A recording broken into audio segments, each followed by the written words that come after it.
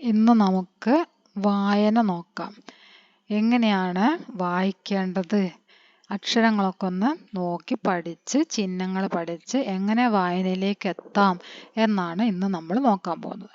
കാരണം 8ാം ക്ലാസ്സിലും 9ാം ക്ലാസ്സിലും ഒക്കെ എത്തിയ കുട്ടികൾക്ക് തന്നെ ഒരുപാട് കുട്ടികൾ വായിക്കാൻ അറിയാത്തതായിട്ടുണ്ട്. അപ്പം നിങ്ങൾ എങ്ങനെയാണ് ചെയ്യേണ്ടത് എന്ന് മനസ്സിലാക്കി കഴിഞ്ഞാൽ നിങ്ങൾക്ക് തീർച്ചയായിട്ടും ഒറ്റയ്ക്ക് വായിച്ചെടുക്കാൻ തന്നെ പറ്റും. നിങ്ങളൊന്ന് ശ്രമിക്കുക മാത്രം ചെയ്യണം. നിങ്ങൾ ശ്രമിച്ചാൽ മാത്രമേ നിങ്ങൾക്ക് മുന്നേറാൻ പറ്റുകയുള്ളൂ. പഠിക്കാനുള്ള വഴികൾ കാണിച്ചു തരാൻ മാത്രമാണ് ഞങ്ങൾക്ക് പറ്റുക. നിങ്ങൾ ചെയ്യേണ്ടത് നിങ്ങൾ തന്നെ ചെയ്യണം. ഓക്കെ, അപ്പോൾ നമുക്ക് നോക്കാം. ഇത് സ്വരാക്ഷരങ്ങളാണ്. അ, ആ, ഇ, ഈ, ഉ, ഊ, ഋ, എ, ഐ, ഓ, ഔ. അം, ആ അതും കൂടെ ഉണ്ട്. അത് അനുസ്വാരവും വിസർഗവും. ഇത്രയാണ് ഇതിൽ തന്നിരിക്കുന്നത്. ഇതൊക്കെ നിങ്ങൾക്ക് അറിയാവുന്നത് തന്നെയാണ്. സ്വരാക്ഷരങ്ങൾ മലയാളത്തിൽ നമ്മൾ എങ്ങനെയാണോ പഠിക്കുന്നത് അത് തന്നെ മലയാളത്തിൽ അ, ആ, ഇ, ഈ, ഊ, ഋ, എ, ഐ, എ നമ്മൾ പഠിക്കുന്നുണ്ട്. പക്ഷെ ഇതിൽ എ മാത്രമാണുള്ളത്. എ എന്നതിനും നമ്മൾ ഇത് തന്നെയാണ് എഴുതി കൊടുക്കുന്നത്. മനസ്സിലായോ? എ എന്ന സ്ഥലത്തും എ എന്ന് നമുക്ക് പ്രയോഗിക്കേണ്ടി വരുമ്പോൾ നമ്മൾ ഈ അക്ഷരം തന്നെയാണ് എഴുതി കൊടുക്കുന്നത്.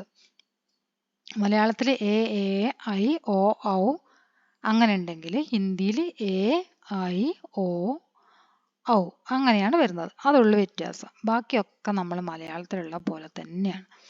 പിന്നെ ഇത് നിങ്ങൾ എഴുതി പഠിക്കേണ്ടത്. അതൊക്കെ എഴുതി പഠിച്ച് തന്നെയായിരിക്കും. അക്ഷരങ്ങളൊക്കെ അറിയുന്നവർ തന്നെയാണ്. നിങ്ങളിത് എങ്ങനെ എഴുതണം എന്നുള്ളതൊക്കെ പഠിച്ചു കഴിഞ്ഞ കുട്ടികളാണ്. ഒന്ന് ശ്രദ്ധിക്കുക. ഇനി അടുത്തത് വ്യഞ്ജനാക്ഷരങ്ങളാണ്.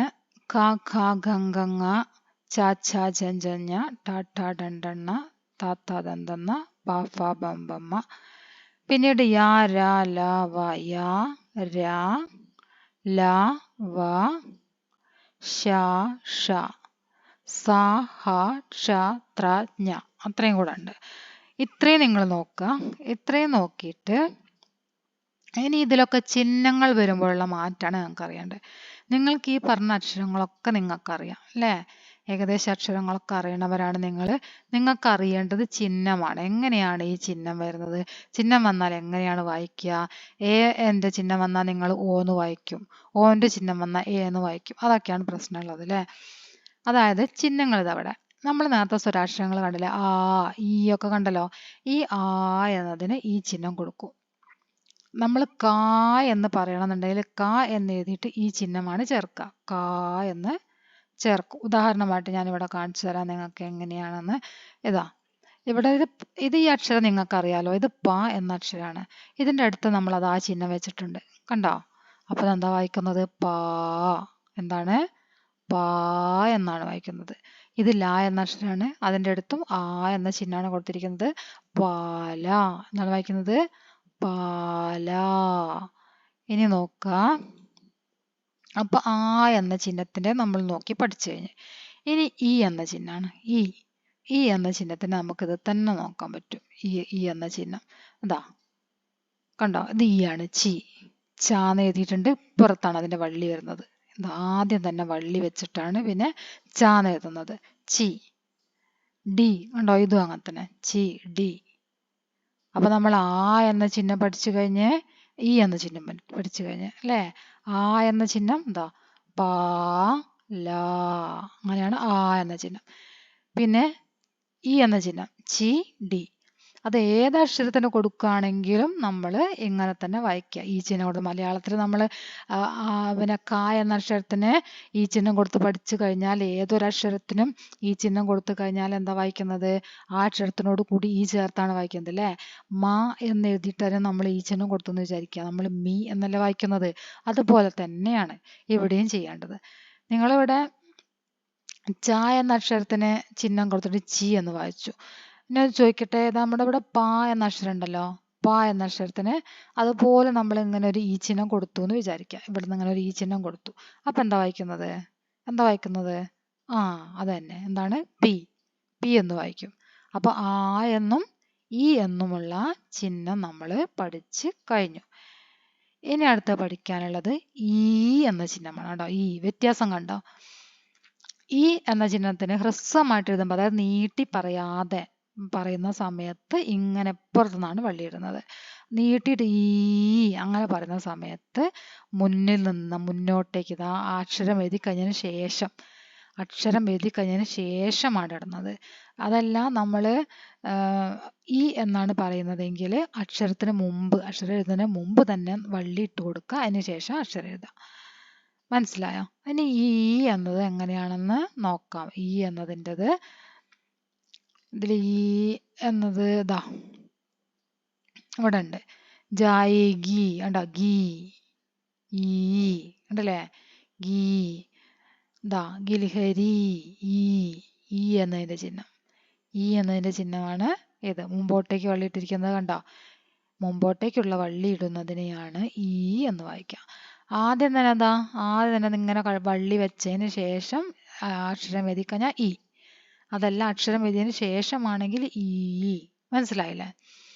ഇനി അടുത്തത് ഊ ആണല്ലേ?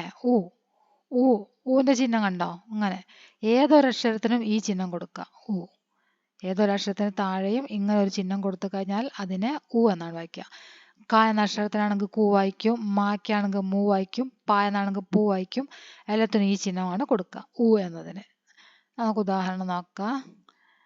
ഇതിൽ ഊ, ഇതിൽ നമ്മൾക്ക് വായിക്കാൻ ഇതിൽ ഊ എന്നത് ഇല്ല. ഊ എന്നത് ആ സെന്റൻസിൽ കണ്ടോ? ഇവിടെ ഊ കണ്ടോ? ഈ അക്ഷരം ഏതാണ്? ബായാണ്. ബ എന്ന അക്ഷരത്തിന് ഊ ചിഹ്നം കൊടുത്തു. കണ്ടല്ലേ? ബു. ഇത് പിന്നെ ആ എന്നാണ്. അപ്പൊ ബുവാ, ബുവാ എന്നാണ് വായിക്കുന്നത്. കണ്ടോ? ഊ ചിഹ്നം എങ്ങനെയാണ് കൊടുത്തതെന്ന്? ഇങ്ങനെയാണ് ഊ ചിഹ്നം വരുന്നത്. നിങ്ങൾ ഇതൊക്കെ ഒന്ന് ശ്രദ്ധിച്ചിട്ട് എല്ലാ അക്ഷരത്തിനും ഇതുപോലെ ഓരോ ചിഹ്നങ്ങൾ കൊടുത്തിട്ട് ഇങ്ങനെ വായിച്ചു നോക്കുക. ഓരോ ചിഹ്നങ്ങൾ കൊടുക്കുക, എന്നിട്ട് അതിനെ വായിച്ച് പഠിക്കുക. അങ്ങനെ മാത്രമേ നിങ്ങൾക്ക് പഠിക്കാൻ പറ്റുള്ളൂ. ഓക്കെ, ഇനി നോക്കാം. അപ്പോൾ നമ്മൾ ഊ പഠിച്ച്.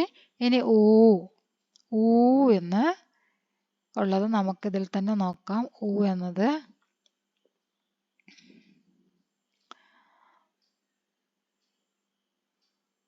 അവിടെ ഉണ്ട്. ഊ എന്നത് ഇതില്ല, കാണാനില്ലല്ലോ. ധൂബ് കണ്ടോ? ഊ എന്ന ചിഹ്നം കണ്ടില്ലേ? ഊ എന്നത് ഇങ്ങനെ മുമ്പോട്ടേക്ക് ഇങ്ങനെയാണ് ഇടുന്നത്. ധൂബ്. ഊ എന്ന ചിഹ്നം ഇങ്ങനെയാണ് ഓരോ അക്ഷരത്തിന് താഴെയും കൊടുക്കുന്നത്. മനസ്സിലായോ? ഇനി ആയും ഈയും ഊ അത്രയും നോക്കി. ഇനി എ എന്നതിന്റെ ചിഹ്നം നിങ്ങൾ കണ്ടോ? ഇങ്ങനെ ഒരു വര മാത്രമാണുള്ളത്. ഇവിടെ ഒരു അക്ഷരം കൊടുത്തിട്ടുണ്ടെങ്കിൽ അക്ഷരത്തിന്റെ മുകളിലാണ് ഈ എ എന്ന ചിഹ്നം വരിക. അതൊന്ന് നമുക്ക് അക്ഷരത്തിന്റെ മുകളിലുള്ള കണ്ടു നോക്കാം. ഇവിടെ ഉണ്ട്. പ എന്ന അക്ഷരത്തിന്റെ മുകളിൽ കണ്ട എ ചിഹ്നം കൊടുത്ത് കണ്ടോ നിങ്ങള്? അപ്പൊ അതെന്തിനെ വായിക്കും? പേ എന്ന് വായിക്കും. മനസ്സിലായോ? പ എന്ന അക്ഷരത്തിന്റെ മുകളിൽ നേരത്തെ നമ്മൾ നോക്കി ആ ചിഹ്നം കണ്ടോ? മുകളിൽ കണ്ടോ? അവിടെ അങ്ങനെ ആ ചിഹ്നം പേട്. എന്താ വായിക്കുന്നത്? പേട്. ഇത് ഡായാണ്. ഇത് പാക്കി ഈ ചിഹ്നം കൊടുത്തു, അതിനെ പേ എന്ന് വായിക്കും. പേട്. ഇനി അടുത്തത് നോക്കാം. ഇനി ഐ ആണ്. ഐ എന്നതിന് കണ്ടോ? നമ്മളിവിടെ ഒരു വരയാണല്ലേ മുകളിൽ കണ്ടത്. ഇവിടെ 2 വരയുണ്ട്. 2 എണ്ണം. 2 വര വരച്ചു കഴിഞ്ഞാൽ അതിനെ ഐ എന്നാണ് വായിക്കുക. അപ്പൊ ഇതിൽ നമുക്ക് നോക്കാം. ഐ എന്നതിൽ ഇവിടെ ഉണ്ടോന്ന്, ഐ എന്ന് ഇതിൽ വരുന്നുണ്ടോന്ന് നോക്കാം നമുക്ക്. അതാ ബൈ. ബാന്റെ മുകളിൽ കണ്ട 2 വര. ഐ എന്നതിന്റെ ചിഹ്നം കണ്ടെല്ലാരും. ഇതെന്താണ്? By T. കണ്ടല്ലേ?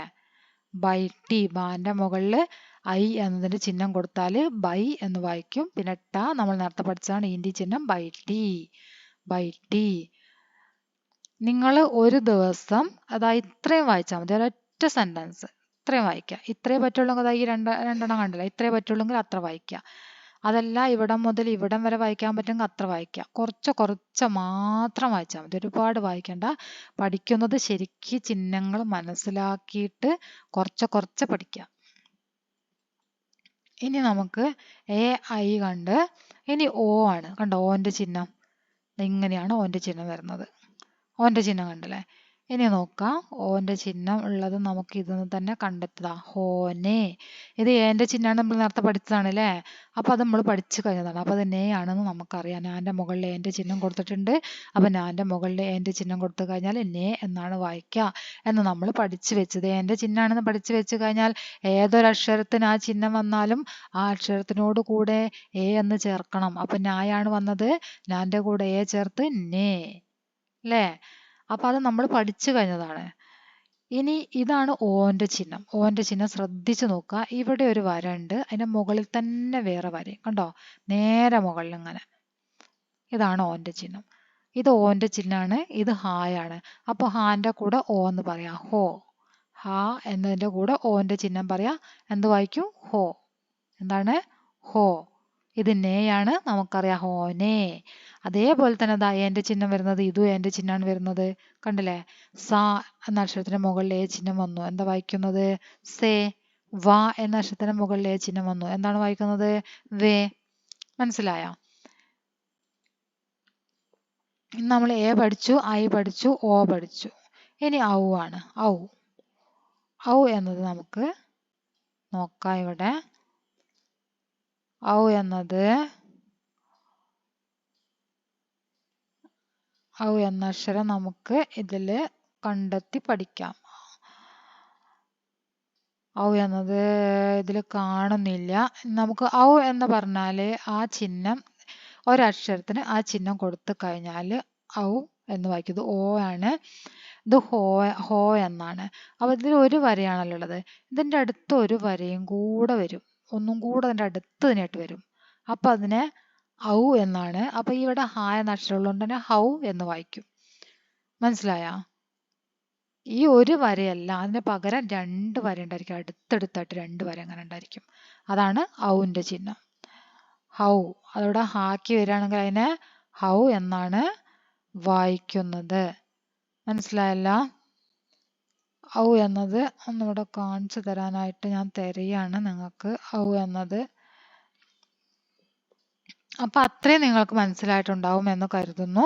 നിങ്ങൾ എന്ത് ചെയ്യുക, ഇപ്പോൾ ഒരു ചെറിയൊരു പാരഗ്രാഫ് നമുക്ക് വായിച്ചു നോക്കാം. ഈ പാരഗ്രാഫ് വായിച്ചു നോക്കാം. നമ്മൾ ഈ എ എന്ന ചിഹ്നം പഠിച്ചു കഴിഞ്ഞു അല്ലേ. എ എന്ന ചിഹ്നം പഠിച്ചു കഴിഞ്ഞതാണ്.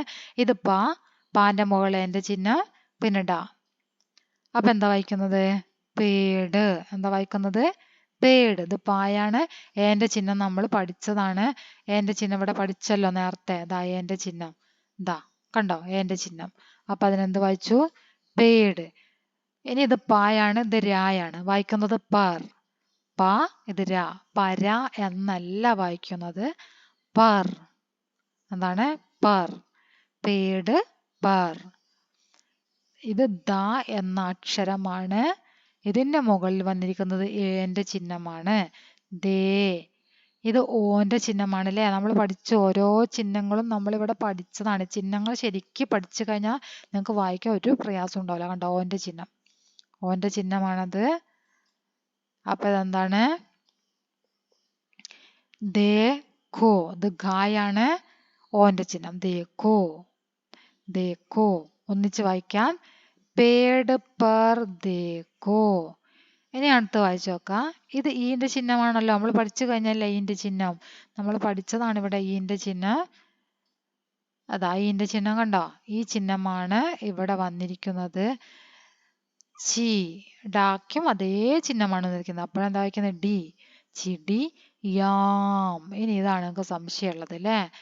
ഈ സംശയമുള്ളത് യാ ആണെന്ന് നിങ്ങൾക്ക് അറിയാം. ഇനി ഈ ചന്ദ്രക്കലയും കുത്തും വന്ന ആം എന്നാണ് വായിക്കുന്നത്. അപ്പൊ ചിടിയാം. ഇവിടെ വേറെ അക്ഷരമാണെങ്കിൽ അതിൻ്റെ കൂടെ നമ്മൾ ആം എന്ന് ചേർത്ത് പറയാം. മനസ്സിലായോ? യാ വന്നതുകൊണ്ടാണ് നമ്മൾ യാം എന്ന് പറഞ്ഞത്. ഇവിടെ പ എന്നാണെങ്കിൽ നമ്മൾ പാം എന്നാണ് പറയുക. മാ എന്നാണെങ്കിൽ മാം എന്ന് പറയും. മനസ്സിലായോ?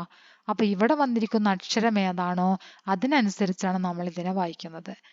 യാ വന്നതുകൊണ്ട് ഇതിനെ യാം, ആം എന്നാണ് നമ്മൾ കൂട്ടേണ്ടത്. ആം. അപ്പൊ ഇവിടെ യാം എന്ന് വായിക്കുന്നു. ഈ ബ എന്ന അക്ഷരം നിങ്ങൾ ഇവിടെ കണ്ടല്ലോ. ബ എന്ന അക്ഷരമാണ് ഇവിടെ എന്ന് കരുതുക.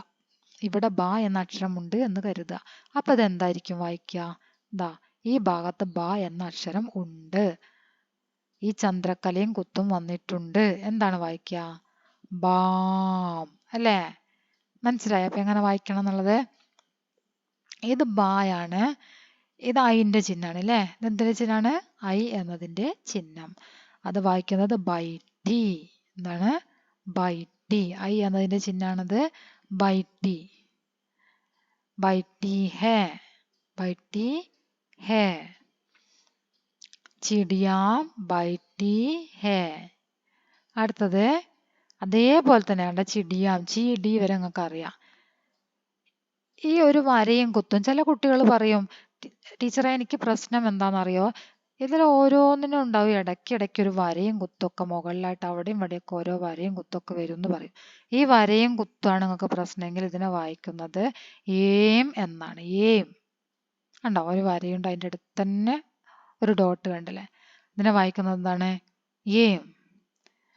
ഇതിന് താഴെതാ ഇത് ഓന്റെ ചിഹ്നാണ് അല്ലേ? ഇത് ഓന്റെ ചിഹ്നല്ലേ? ഇത് വെക്കാതെയാണ് ഞാൻ ഏം പറഞ്ഞത്. ഈ മുകളിലുള്ള വരയും കുത്തും മാത്രമാണ് പറഞ്ഞത് ഏന്ന്. ഇത് ഓന്റെ ചിഹ്നാണ്. അപ്പൊ എങ്ങനെ വായിക്കും? ഓം.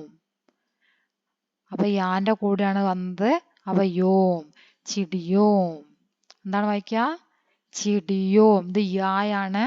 യാന്റെ കൂടെയാണ് ഈ ഓം എന്ന ചിഹ്നം വന്നിരിക്കുന്നത്. അതുകൊണ്ട് ഇതിനെ വായിക്കുന്നത് ചിടിയോം. മനസ്സിലായല്ലോ? ഇത് പിന്നെ ഓന്റെ ചിഹ്നമാണെന്ന് നിങ്ങൾക്ക് അറിയാം. ഇത് ക എന്ന അക്ഷരം. അപ്പൊ വായിക്കുന്നത് കോ. ചിടിയോം കോ. മേനെ. മേനെ. നഹീം.